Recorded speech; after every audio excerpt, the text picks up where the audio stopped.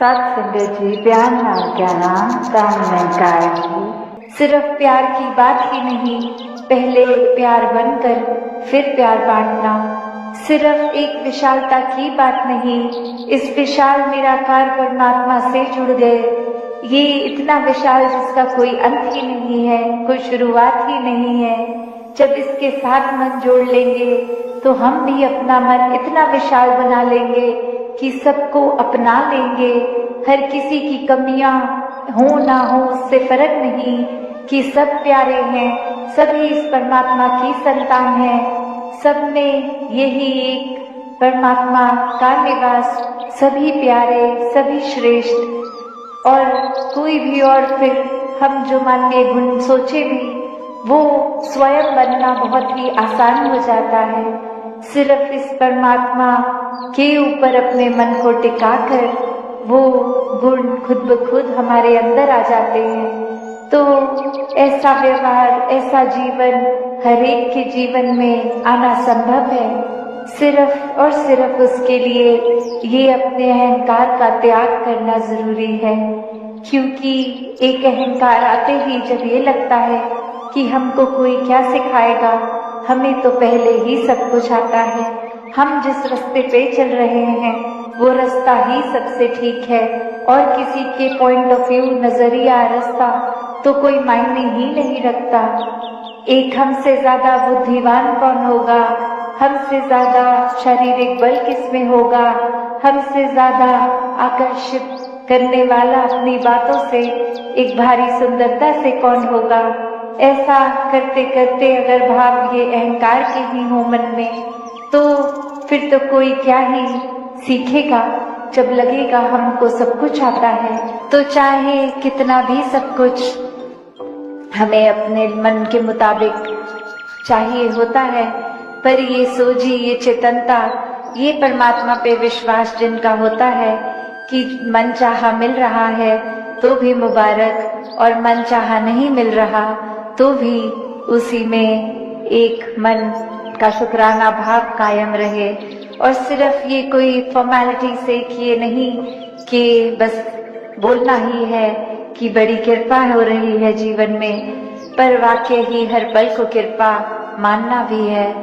तो वही ये बात आ जाती है कि जब कुछ हमारे मुताबिक नहीं होता, उसमें हमें परमात्मा का ये कृपा नजर आती ही नहीं है। फिर एक मन शिकायतें करता है, मन इस परमात्मा को कोसने तक लगता है कि सबकी सुनते हो, हमारी ही नहीं सुन रहे। पर बात वही कि हमारी बेहतरी हमसे पहले इस निराकार को पता है। तो जीवन में जहाँ हमने कुछ अगर करना है, उसको हासिल करने का प्रयास ये तो हमें ही करना है। पर वो मिले ना मिले उससे कोई मतलब नहीं है, वो तो बस एक हमारा काम है, उस तरफ करते रहें प्रयास। अपने जीवन को भी इसी तरह प्रयास करके बेहतर बनाते चले जाएं। पर फिर यही कि जो चीज चाहिए उस तक ना पहुंच पाए तो भी मन को छोटा नहीं करना, एक खुद के नजर में नहीं गिरना। क्योंकि ये निराकार ने ये तन मन धन अगर बख्शा है तो इसका ख्याल भी रखना है। एक अपनी सोच को भी फिर बुझने नहीं देना, ये मन को एक उदासी में डूबने के लिए नहीं, मन को खुश रखने के लिए। और इसी तरह फिर मन में हम सेवा भाव भी रख पाएंगे जब एक तन दुरुस्त और मन दुरुस्त होगा। कि कैसे ये प्रदूषण, ये पोल्यूशन की जो हम बात करते हैं, ये अगर पानी में, हवा में और अन्य चीजों में हमें खराब लगती है, तो ये मन का भी प्रदूषण उतना ही हानि देता है।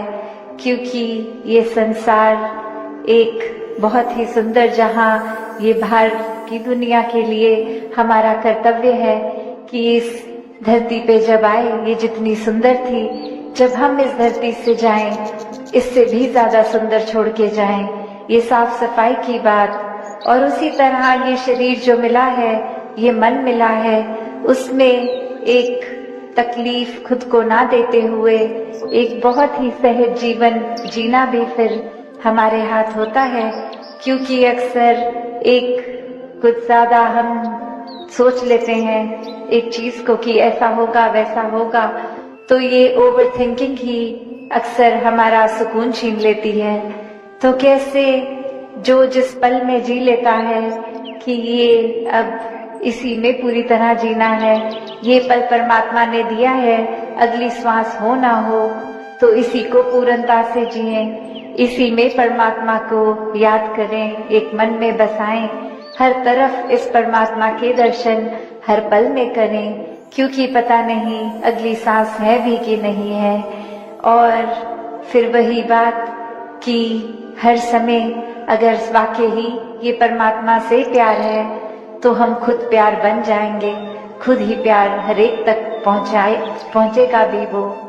तो ऐसा ही प्यार वाला जीवन, ऐसा ही सत्कार, प्रीत, नम्रता, हर एक गुण जो एक इंसान को इंसान बनाता है, वो अगर हमें इंसानियत लानी है तो इस रूहान से जुड़ना होगा, वरना तो कुछ देर के लिए ये अच्छाई, ये दिखावा रूप रहेगा, पर अंदर से ये नेकी, ये नेक इंसान बनना तब तक संभव नहीं है जब तक हम इस पूरन परमात्मा के साथ नहीं जुड़े। और जब जुड़ाव हो जाता है तो हम खुद को स्वयं ही निखारते जाते हैं, क्योंकि मन में फिर ये इतना प्योर एंड पायस परमात्मा बैठ गया है, तो और कोई भी चीज जो साफ सुथरी नहीं है वो टिकती नहीं है।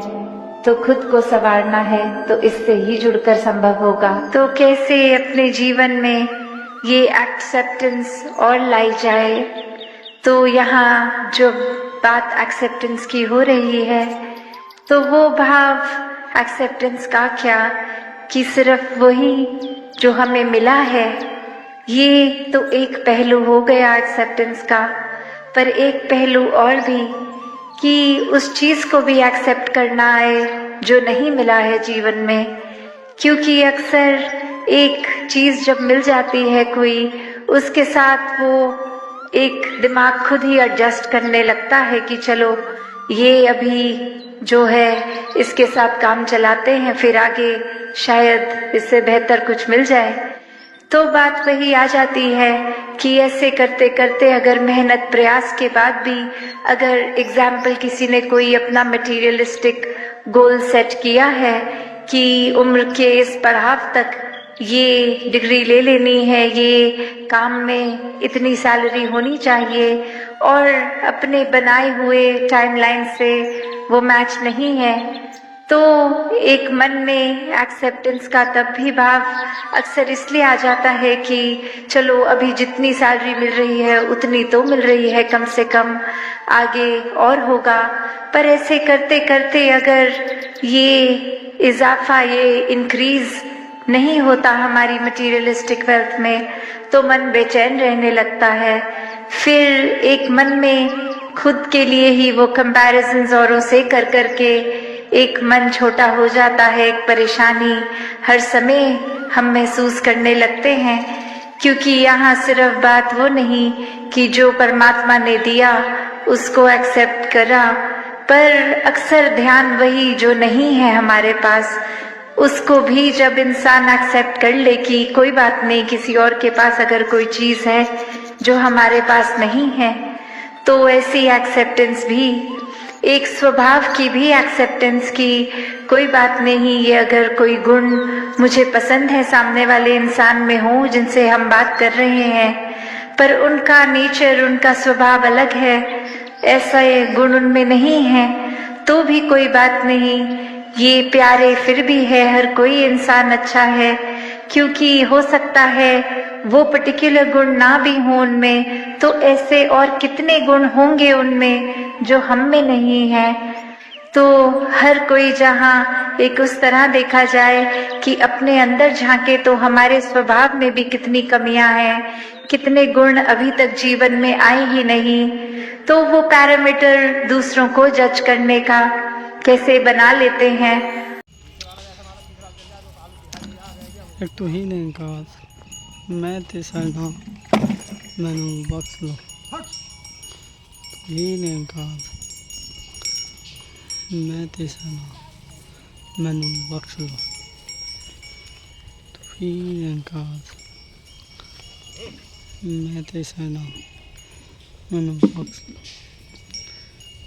बोल से सदगुरु माता सुदीक्षा हरदेव सिंह जी महाराज की जय। क्या सत्कार से कहना था। तो ये आज हल बैलों से आलू खुद रहे हैं। आप देख सकते हैं इससे दो काम हो रहा है। एक तो हमारे जो खेत में आलू लगे हुए थे वो आलू भी निकल रहे हैं। दूसरी बात साथ ही साथ ये ज़मीन की जुताई भी हो रही है। जुताई इससे ये देखो आप कितने मोटे मोटे ढीम यानी अच्छी हल से जो अंदर की परत है ना ये उखड़ कर आ रही है। ये तो बैलों से खुदवाने का यही फ़ायदा है कि आलू भी निकल आते हैं सब। ये छोटे छोटे जो बच्चे हैं ये सब आलू बीन लेते हैं। और ये देखो बाकी ज़मीन की तो जुताई हो ही रही है। ये अच्छे से ज़मीन की जुताई हो जाती है इससे। इसके बाद में हम कोई भी फसल लगा सकते हैं। कोई भी एक सीधे ट्रैक्टर से जुतवाएंगे और ट्रैक्टर से जुतवाने के बाद कुछ भी हम इसमें पौधा लगा सकते हैं या फिर चारे बो सकते हैं। कुछ भी लगा सकते हैं। ये नहीं है कि हाँ 2 बार करानी पड़ेगी, 3 बार जुतवानी पड़ेगी। सब इसी तरह से एक सीधी में ही काम हो जाएगा। तो कहने का भाव यही है कि एक साथ दो काम हो रहे हैं। आलू की खुदाई भी, ज़मीन की जुताई भी। बस छोटे छोटे ये जो बच्चे देख रहे हैं आप ये आलू बीन रहे हैं और बाकी ज़मीन तो खैर जुती रही है। बाकी क्या देखो। तो कहने का भाव यही है कि हमें एक ही काम पर निर्भर नहीं रहना चाहिए।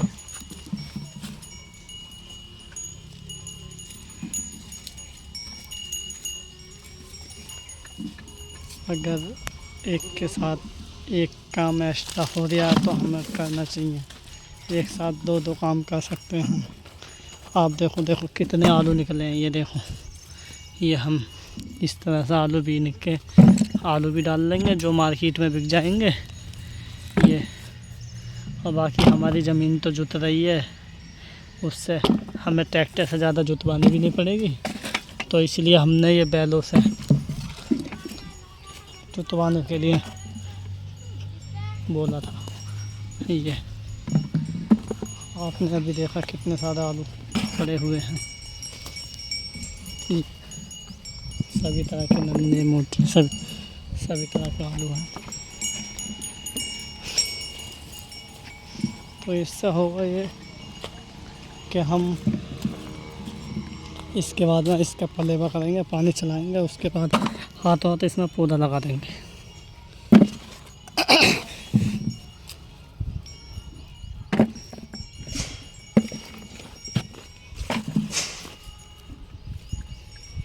ये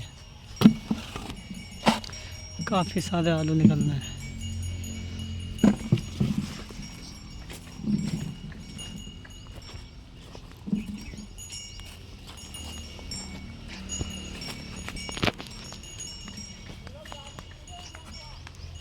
ये इतने सारे आलू हमने बीन के ये इकट्ठे कर लिए। अभी जगह से जुती है, बाकी और भी निकलेंगे। हो सकता है 2-3 कट्टे आलू निकले आए। ये बाकी हम इन्हें फिर मार्केट में बेच देंगे। बस आज के लिए इतना ही। प्यार से कहना धन्यवाद।